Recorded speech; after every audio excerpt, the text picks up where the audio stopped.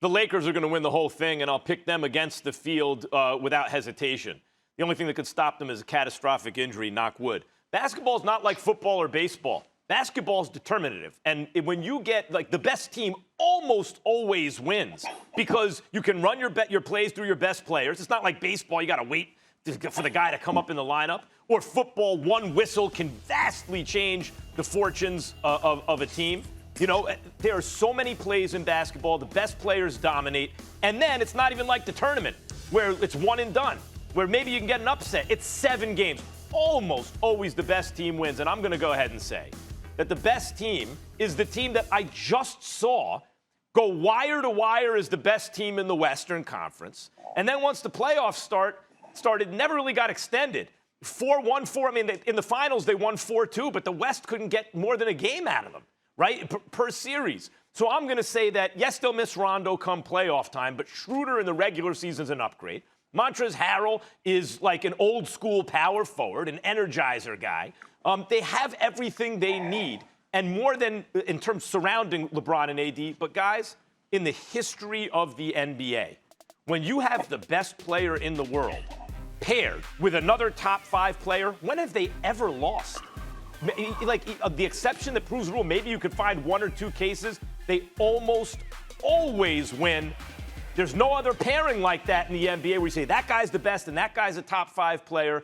The Lakers are going to beat the field and win the championship, barring injury.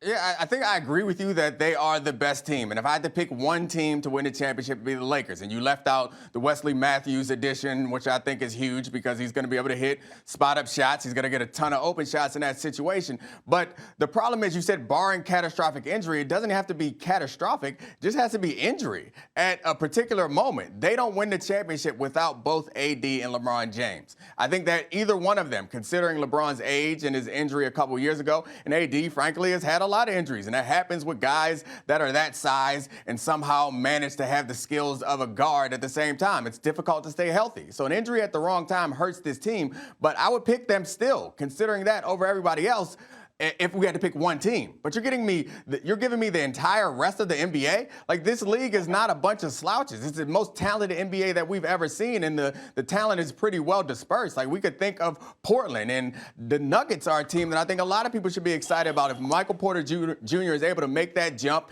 he's a guy who could give AD some problems on defense if he learns how to play defense. And then also he can score, and they have Jokic and Murray. Like, that's a team that can threaten them in the West. We also have on the Eastern Conference, we have the 76ers have added some shooting, and Curry, and also Danny Green. The last time they had shooting around them, they were a couple bounces away from going to the finals. You bring in Doc also, who's an experienced coach, who's a championship coach, and assuming that Embiid and Simmons can stay healthy, like, that is a pair that you would not be ashamed to match up against LeBron and AD. With the athleticism and the defense that Simmons brings, he can give LeBron some trouble. And obviously, Embiid is an offensive threat and is big enough to contest some of the things that AD wants to do. So I would agree with you. The Lakers are the best team, but you're giving me the whole field. I just went through a few teams. I didn't even touch on Brooklyn, and KD's going to come back and be as good as he was before he left. Like, there are so many teams out there that it's just hard for me to give up the whole field for just one team when we know that any one moment something could happen that could throw this team out of whack. Well, Dominique, look, man, I feel sorry for you today. And brother, you should have picked up the phone and called me because you off your game right now. Because if you think at any chance or for any moment that the Denver Nuggets could be a threat to the Los Angeles Lakers or any team, I would say the team that comes the closest to being a threat to them right now, from my eye test, just watching them in the preseason, is the Brooklyn Nets. But when you look at the Los Angeles Lakers, they have the most championship experience. They have the best duo in the NBA, the best duo, in my opinion, since Kobe and Shaq. And then, on top of that, they have the most championship experience. They have veteran leadership. And now you add guys like you said, Wes Matthews, a guy that could provide a defensive spark on one end and is capable of knocking down three-point shots. Caldwell Pope, who struggled last regular season but elevated his game tremendously in the playoffs. Montrezl Harrell, who has a lot to prove. Him and Anthony Davis in the front court will be tremendous on the defensive end. Because what people don't realize about Montrezl Harrell is that last year he finished top 10 in protecting the basket. He finished top 10 in taking charges. He's a guy that can switch 1 through 5. And so you give that combination with him and Anthony Davis, who in my opinion, Anthony Davis should have won Defensive Player of the Year.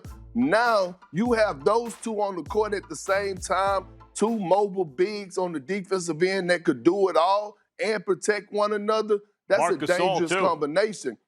And I know that, Max. I gave you your time to talk, and I finished speaking. Thank you. And when you look at LeBron James, don't come giving me nothing about his age and all this. The season is right back here.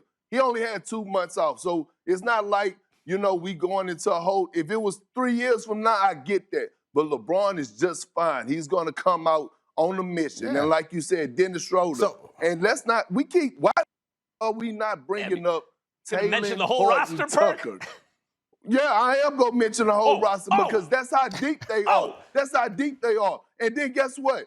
You done gave Anthony Davis a taste of what it feels like that he know that he could be the best player at any time. Anthony Davis is actually my MVP pick for this season because this is a guy that has no flaws offensively, no flaws defensively, and he's coming in as an NBA champion, just hitting his prime at 27 years old. It's over for everybody else. I'm picking the Lakers. Thanks for watching ESPN on YouTube. For live streaming sports and premium content, subscribe to ESPN+.